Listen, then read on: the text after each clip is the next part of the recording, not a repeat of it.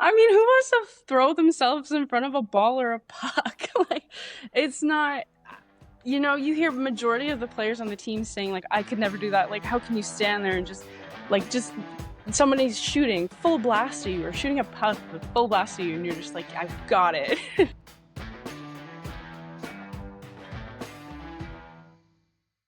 Hello and welcome into Suns Out Stangs Out, Radio Western's newest summer Western Mustang sports show. My name is Alex McComb and I'm your host. This is episode number 5 of the show and I'm joined by Sam St. Croix, a Western women's soccer alum and current goalkeeper for the Halifax Tides in the new Pro Soccer League, the Northern Super League. Sam, thanks for taking the time to be with me today. Thank you so much for having me. So I want to start at home. So Port Lambton. Some of our listeners here, maybe have driven past it on the way from Windsor to Sarnia without knowing it. Tell us about your hometown. What's it actually like growing up there? Oh, Port Lambton, it's beautiful. It's on the St. Clair, just like a St. Clair River, so it connects Lake St. Clair and the Great Lake Huron, and it's just like this little channel of water, and it's almost like cottage country, but all year round, of course. There's not many people, only about 1,000, and the nearest town is Wallaceburg, which is about 20 minutes away. So getting to school was like 20 minutes each way, just on the highway, like a whole bunch of farm, a lot of water. And you've said soccer was kind of just, a summer thing growing up for you. What initially got you to the pitch at Western? Yeah, like soccer, just because of the location and just the demand. There wasn't a lot of kids who were very serious about soccer, so there wasn't a big league. The closest league would have been Toronto for like a higher level, like L1. The next best was L3, which was Chatham and Sarnia. So I had to play in Chatham in 1 year in Sarnia. But I think when I was deciding if I want to go to university or college, just reaching out to coaches, and then I went to a camp in grade 11 and where I met my now coach as well, and just kind of got a feel of what it would be like, and I got a tour of the campus, and is that like a soccer camp be in university, is that something that I really wanted to do? So I kind of got a feel for it. I didn't really want to at first. I was kind of more into basketball at the time, but it just the way the cookie crumbled. That's just kind of how it happened. Then COVID hit, so options became a little more limited.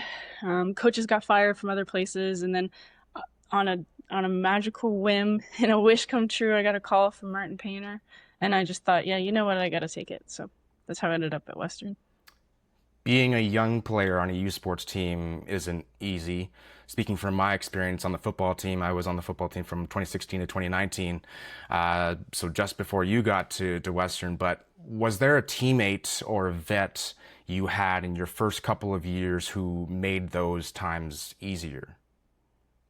Oh yeah, of course. My year was a little weird. It was COVID, so my first year of school wasn't my first year of soccer. We had a year off, so I got to meet some of the girls, but some of those girls left because they ended up not staying. Because they would have graduated in 6 years by that time. And then when I got to my first second year is what I call it. So my second academic year, but my first year playing soccer, there was a lot of new people. So there was a lot of returners coming back who they were first years. They didn't really play as much, so they were still themselves new. But I remember the year above me took a really big like leadership role in welcoming the new players, and then also like being a leader on the team all in one. We had our super seniors, so like Lauren O'Donnell and Kira Grive. They were amazing. They were like two heartwarming souls that just they made it so much easier, and just it didn't feel as intimidating as I thought it was going to be. It was still scary, but it wasn't like as bad as I thought it was going to be, especially because of those two girls. Now, you've mentioned that, basketball was a bigger priority for you at some point in your life. How close were you to actually switching completely to basketball and forgetting about soccer? I always have just a love for basketball. It just kind of made like my position in goalkeeper. I like to jump. I like to move side to side more than I like running, and short sprints are more my for me rather than long distance 90 minutes. So I was pretty close. I think right as COVID hit, my plan, because as COVID hit, we were in OBAs, like the final tournament of the year, and we were doing really well, and I was doing really well. I finally just kind of got the hang of it, and then I was talking with my high school coach, saying, "No, I think this is something I really want to do with basketball." But then COVID just changed everything. So really, a pandemic changed it. So. Now, walk me through your Western arc. You show up in 2020, I believe, and then, 5 years later, you're the vet. When did things begin to shift for you where you actually believed you had a future in this sport? Probably around my fourth year of playing. So it would have been my fifth year of school. So the year before that, um, I started to I realized that, like, oh, like stats are holding. I'm doing okay. Like I had this bit of a drive of, no, I want to be better, and I want to do better, and I want to see how far I can take this as well. And I mean, maybe that I was starting teachers college, and I was like, I don't know if I want to be a teacher just yet. I'm not ready. So maybe that had something to do with it. I'm not sure. But I think our first coach, Martin Painter, he was there for the first 3 years of playing, and he was phenomenal. Like, he's really smart with soccer. He's really wise. He understands the game better than really anyone I've ever met. And he kind of just, he kind of believed in me. He was very, like people say, he's really mean. He was never really mean to me, so I'm really grateful for that. But then Onkar came in, and Onkar, he's also very knowledgeable, but with a whole different set as well. Not There's definitely some overlap, but he's a great guy who knows just a lot and knows a lot of people. And he, like, the first few days of meeting me, he's like, what do you want to do after this? And he kind of started to put this idea in my head of, hey, there's this pro league coming to Canada. Like, is this something you want to do? Because, like, I remember he sat me down. He said, we will work there. We will get there. Like, not, so it wasn't just me trying to do it. He works for NDC and a bit of Team Canada. So he knows how to get a pathway there. He knows kind of what you have to do, like agents. There's a whole bunch of things I didn't know what you had to do. So when he came in, it also started to kind of really, really push me. I always had the drive, especially, but then, there's announcement of a new pro league in Canada, and then all of a sudden it's like, that is what I want to do, 100%. In the past, you've described the goalkeeper position as requiring someone who is a little bit crazy. A popular description for both hockey and soccer goalies is that goalies are weird. That's the moniker or whatever you want to call it. What specifically is weird or crazy with goalkeepers as a species? I mean, who wants to throw themselves in front of a ball or a puck? Like, it's not, you hear majority of the players on the team saying, like, I could never do that. Like, how can you stand there and just somebody's shooting full blast at you, or shooting a puck full blast at you, and you're just like, I've got it. So you have to be a little crazy. Yeah, it almost has to be a little, like, willing to do the impossible, or just, like, I really think it's the weird attribute is, like, we like to be the hero in the game sometimes. Like, we don't necessarily want to, like, score the goal, but we love to save it. Like, it's the best feeling when you save something that's could change the game or alter the game completely, and then and then you get that praise for it, I guess. But then there also comes a little bit of the mental load of it, because you're the last line of defense. There's a mistake, it's most likely it's probably in the back of the net, whatever sport it is. So I mean, you got to be a little crazy to take on all of that, I think. And back in the day, you were a striker. When you look back, was there a moment where you realized, goalkeeper is where you belong, or was it more gradual? it was it was it was me not wanting to run. I'm gonna be honest, it was just 90 minutes, the nets got bigger. I was young, and I was like, whoa, this is a lot. And then I also just have a good natural ability in the net, but then it's just not, like, I was never really scared of the ball. I can catch a ball pretty well. And that was just, I felt like, oh, you know what? I know my position. This is a position I'm really good at compared to striker. Like, I was better at goalie. So I was like, maybe I'll just kind of focus on this one, because there comes a point where you're about 15, 16 that there's no more, like, splitting half and half. Like, now it's honestly even younger. Like, now goalies are decided by this point, and then, or by like 12, and then, but at the time it was more 15, 16. And then it's just kind of where I more excelled at. And it's just more so what the physical attributes of my body allow me to like short sprints and jumping, like vertical stuff, just like short stuff. I wasn't really a long distance person and never have been. So it's kind of an awareness that, yeah, that's most likely probably where I belong. And goalkeepers, famously have a completely different relationship with the game than other players. Long stretches of nothing, then one moment where everything rides on you. How do you stay mentally locked in during those long stretches where, everything's on the other side of the pitch? Yeah, it's definitely hard because you sometimes like even I'm guilty of it. I get caught like ball watching because like when there's games of it's on the other side of the pitch, you're just watching it kind of it's almost like you're watching it on TV, like you're all the way at the other side, but when it starts to come down, um I think a lot of that is adrenaline and momentum of the game. Like it's so scientifically hard to explain what momentum really is, but it's like when it starts to like you see a shift, you're like, "Oh, I gotta for lack of better words, I got to lock in."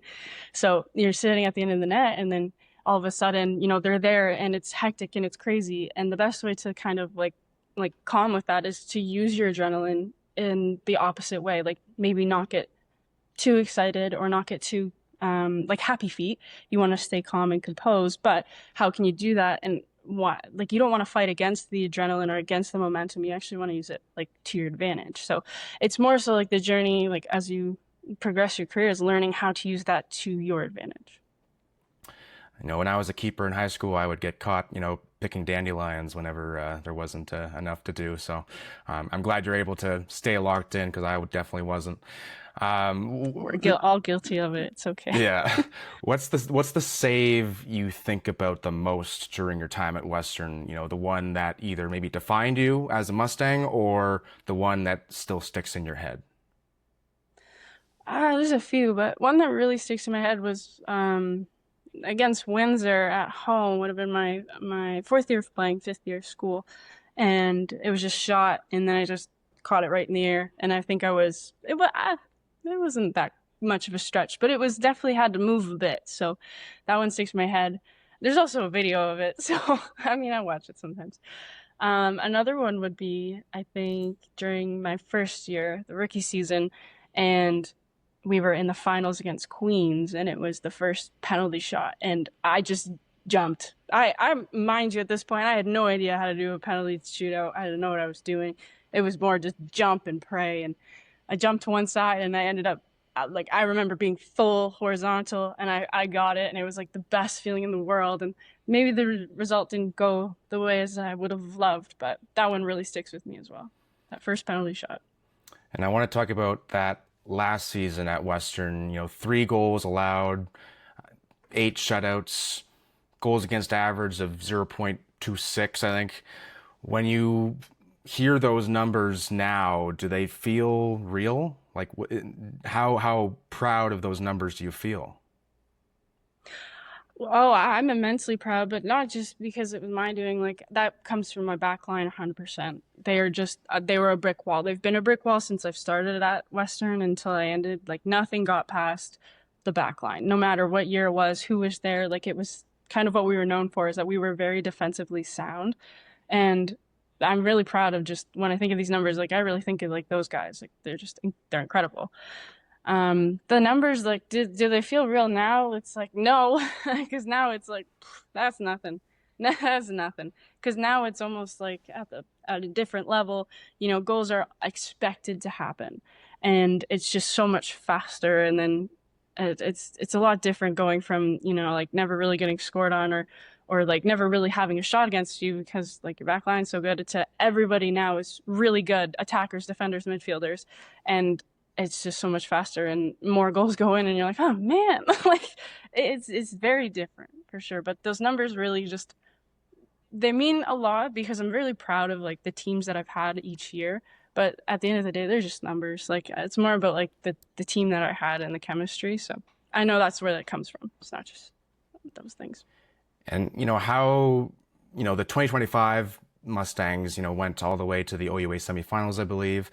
How do you feel about that last season went for you specifically, and also just as a team generally? Oh, it was a big shift. We had a big upper class and a big lower class. So it was a weird, there wasn't a lot of middle ground. So it was a lot of olds and youngs. It was like super seniors and the rookies. And I'm really grateful that we got to the semifinals. I think that team, out of all of the 5 years, was the most determined. Um, determined in the fact of like attacking. Like I think that was one of the best seasons that we had for scoring. Like it was a whole new vibe. It was just very different from the other seasons. It was attack, attack, attack, attack. And like we made it all the way to the semifinals, and like props to Toronto. They were really good. Like they were incredible. And but I can tell that like we all kind of gave it all what we had on the last game, and the wind didn't blow our way, and that's okay. And then, being named a first team OUA All-Star, does the 2020 version of you, could that player have ever imagined that happening? Oh my gosh, no. No, no, no. No, I didn't think that was gonna stick, the soccer thing, but no, just to see like the progress from first year to fifth year is just like I'm really proud of myself because like I know I did work really hard and I had just the best support around me to do it and the best teammates. And it was just every year the teammates were just incredible. And then that environment allows you to just be better and just want to do better because you have everybody trying to push you to be better. And then but you also have like things like, yeah, it's not that serious, it's okay, like go on, like it's all good, like you just move on with your day. Like that goes a long way. And then, first year me, just a scared little timid chihuahua standing there like, oh my gosh, these girls are so good and so much older than me. I don't know what to do. And then my last year, it's like, that's me now. I think about that a lot. Like how it was like, how that role and how my character just completely shifted of like who I was on the team. Now, tell me a little bit about your transition to the Halifax Tides and the Northern Super League. What were your first few days like? Oh, oh, Alex. Oh my goodness. It was hard. It was really, really tough. Everybody's really good. Like there's no weak link of a team. Everybody is really good. And everybody means business. And one of the biggest things, and this is crazy from like the first like few training days, was you lift before practice and then you practice, but you do it every day. And your body's, as a youth sport athlete, my body wasn't used to that. So like just trying to drag on, I'm tired every day. But at the same time, it's like, I feel like I'm playing catch up because they're at a level that I hadn't seen yet. And it's just the speed of play is just so much faster. And it's more now, it's all about the little details because everyone can do all the basic stuff. It's all about, like, for example, if I'm shifting in the net, now I have to shift, but you have to do it in a way that one gets you there the quickest. You're not wasting as much energy because you're going to have to explode the other way because they can do that. They're going to hit that shot. And then all that stuff. So it was a big transition, just the speed of everything, the details, the thinking, like the analysis of everything. It's incredible. It's a whole different ball game over here. And I believe in your first meeting, there was a particular someone who was in there. Who was that person? Do you mean Mark? Is that Diana? Oh, yes. She wasn't in the first one. She was in a few, but she was there soon after. Oh, yes, Diana Matheson. I met her, the first time I met her was in Queens, the Nationals at Queens in 2023, 4, 3, 4. I don't know. Those years blur. But the host team was Queens, and that's when she announced, hey, there's now going to be a Canadian Women's Professional Soccer League. And I'm sitting there thinking, oh my gosh, that's crazy. I was like, probably not going to work out for me. And then to think like I'm sitting there and she's there and she's laughing with us, she's giggling with us like we're her best friends of like 10 years. I'm like, Diana, you don't understand. Like this is like a dream come true. And I was like, what, is Christine Sinclair going to walk out next? Like this is nuts. It was crazy. Oh. And the NSL was obviously a new league. What does it mean to you to be a part of that and also, I believe, be the first Mustang in the league? Oh, it's incredible. I mean, just now that I'm here and I see kind of all how much the behind the scenes things kind of work out, how many it comes down to how many people like really believe in this like league. It's in really one, it's encouraging and it's inspiring because like it just shows us that like people do want to see like a professional league in this country, and the size of the country is definitely a bit of a struggle, but it's just really nice to see that everyone like there's a lot of people who want to see this succeed and who want to invest and who want like a little girl's dreams to come true, but not have to go overseas and like kind of give up their life in Canada to have to go all the way over there just to pursue something that they're really good at or something that they really love. So it's amazing. Now, Halifax, I'm no geography major, but Halifax is pretty far from Port Lambton. How has the move been? New city, new culture. What has it been like outside of soccer? The city itself is incredible. I mean, the first few months were awful because we're raining, it's windy, it's snowing, and we're called the Halifax Tides and the ocean tides, but man, it brings in some nasty weather when it wants to. But it's just starting to get warm now. And now that spring's here and the flowers are here, it's just I see why people they love it. And everyone who I've talked to here and I've randomly run into or just get to chatting with, and they're like, "Oh, I'm from this place in Ontario." I have asked them, I go, "Would you ever move back?" And every single one of them, 100% of them has said no. No way. And at the time I'm thinking this was like February or March, and I'm like, "Why not? This is so cold. What do you mean?"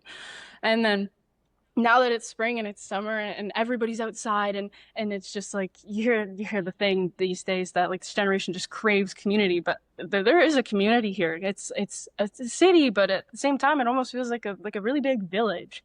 We're like one of the teams with like the highest attendance rates, and you can feel it. Like half the city comes out to our games. It's incredible. And then you have like people will come up to you, just like you're walking in the store, if you wear anything ties, they're like, "Oh my goodness, it's so nice to meet you. Like we saw you guys play last week." And it's just it doesn't feel like a big city, which is kind of really nice. And I'm from the water, so it's really nice to kind of go back to somewhere with the water. And it was evidently enough my first time seeing the ocean, so it's really, and it's got some beautiful places. Like there's there's so many like nice nature and like geographical. I don't know how to explain it. Like architectural. No, the words with rocks. Yeah. Like landscape. It's gorgeous, and it's just something that I've never really experienced or seen before. So it's fascinating to come over here and just get to witness it all, really. And how much has your first year of pro soccer reminded you of your first year at Western almost 6 years ago? Oh, I feel like I'm living life twice again. Like it's crazy. I just, actually, one of the things I kind of struggled with when I came here was this feeling of, oh my gosh, this is a new change. Like I'm, I'm a rookie again. Like I have to prove myself, or I have to do all these things. But I'm really grateful that a lot of this entire team, like I will die on the hill that we have the nicest team in the league. They're so wonderful and they're so kind-hearted, and they've got that Nova Scotia in them, and they're perfect. I love my team so much, and they've just made the transition so much easier. And again, I feel like I am living it back in first year of Western because my first year Western Super Seniors did the same thing. So I just feel like I'm living double again. Your goalkeeper coach in Halifax, Mark Haynes, has praised your shot stopping, distribution, aerial presence on top of your desire to develop as a young player. On that development point, what's part of your game that you feel like you need to grow the most at the pro level? Distribution. It's huge for goalkeepers. It's not even don't even have to hit a bubble anymore. You have to hit their left foot. You have to hit the right foot, and it has to be a perfect loft. And it's just like I said earlier, it's little details, and it's just those little things. And as of now, like my positioning in the goal matters more than ever because these girls will shoot it or these ladies will shoot it very hard. And if you're not in the right spot, there's no chance that you can get it. So it comes down to like, am I in the right spot? Like, am I 2 yards off the goalpost versus like 1.5 yards off the goalpost? And it makes the world of a difference. It makes a save, and then it makes a top corner like goal. And it's a lot of little details that I personally still need to work on, especially like with distribution. So, but it's coming. It's coming. And, kind of looking into the future, you have a math degree, teacher's college diploma. Does Miss St. Croix, the teachers, still feel like the next step after soccer, or is it something else, maybe coaching? Absolutely. Absolutely. I love teaching. I still tutor now because I love it so much. And I love math too. And I love having being able to kind of help kids through that because I think, it's the subject where kids struggle the most. But I always think, if you have someone teaching you who's really enthusiastic about it, who really enjoys it, like I love the challenge. Like, let me explain to you a different way. It didn't work that way. Let me do it again. Like, I love that. And I want to be a teacher after this. That's not a doubt. And is coaching maybe a part of that? Oh my goodness. No. No. That's interesting. No, only because I feel like I would want to play, and it would just probably infuriate me more that I couldn't play. So I don't know yet. Maybe that could change, but I'm sure once I'm done soccer, I'll feel like I have nothing to do and I have too much time on my hands, and probably I'll probably end up coaching. But until then, That's an interesting competitive archetype you have then, because I know for when I was on the football team, all of our position coaches were local London high school teachers. That was their full-time job, and then they'd come for practice at 4 p.m. and be with us anytime we were at the field. But it was I know for a lot of collegiate sports, there are a lot of London high school teachers that are around in that world. But yeah, I want to ask, going back to Halifax for a second, what does your life outside of soccer look like in the city? oh, it's going on walks, but I see the team every day, and I get home and we still hang out. Like, it's just it's a lot of nature. It's a lot of nature. And and we actually have a spreadsheet amongst the team of coffee shops, the ones that we've tried. So there's these two girls on the team, oh, the sweetest of hearts, and they have this spreadsheet of coffee shops and their ratings and their rankings and like what they liked, what they didn't like, how was their food. Anyways, so outside of we've practiced, we've lived, and then we'll have team meeting, and sometimes there's another thing in there. It depends on the day.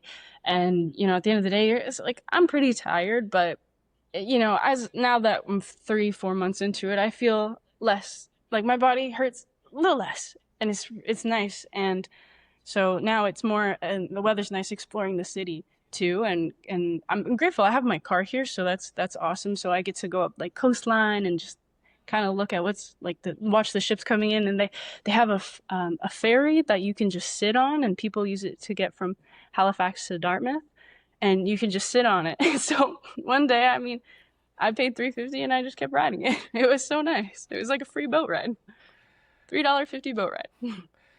Now, I want to do a quick lightning round of a few quick little questions. First one, favorite thing about being a Western student that had nothing to do with soccer? The grad club. Grad club, okay. I'm surprised you're saying that over the spoke. Oh no, I'm grad club till I die. That was more for during your teacher's college time then? No, that was more undergrad. That Undergrad. was undergrad. Okay. Yeah. I didn't even It's just it was cheaper. I didn't even know it existed during my undergrad. I thought the spoke was like the place to go for your undergrad, and then you just learn about the grad club like as almost like a secret kind of thing. That was my It understanding. was a secret. That's why I loved it. I didn't get to. And there was the one guy, Rick, would come in sometimes. He went to the spoke, but come to the grad club, and no one went to the grad club, so you got a good view. Nice. The teammate from Western you'd most want on the Tides right now. Oh, I miss the dynamic between Avery and I. She was good. She was good. She got me. I miss that. And then final one of the lightning round, where is Sam in 5 years right for now? Pro soccer. Nice. As long as I don't throw my back. Yes, yes. If you had to, now going back to Western here, if you had to sum up what the school gave you, not the degrees, not the stats, what is it? It really shaped me. I did a lot of learning and growing, non-academic, just as a person. Those are very vital years of your life as well, but it gave me me. Like it shaped me of who I was, who I wanted to be, who I didn't want to be. And last one, since Suns Out Stangs Out is a summer sports show, I want to ask what your plans are for summer 2026 for both soccer and non-soccer activities that you've got going on. Well, we just had our break. So there was international players, so we got a week off, and that just happened. So we won't have a break anytime really soon. So it'll be a lot of soccer and practice and workouts, and definitely a lot more exploring. So I want to go a little more up to like Cape Breton, see how that goes. Look up there. I'm sure there's a girl on the team who has a cottage, and I'm open. She's like, guys, let's go there. So just it's gonna be a lot of outside for sure. That's good to hear. All right. Thanks so much, Sam, for being on the show today. And I can't wait to see what the rest of the NSL season has in store. Thank you so much for having me. That's it for this episode of Suns Out Stangs Out. Big thanks to former Western soccer goalie Sam St. Croix for stopping by. I'm Alex, telling you to keep the heat up and the hooves running. We'll catch you next time on Radio Western.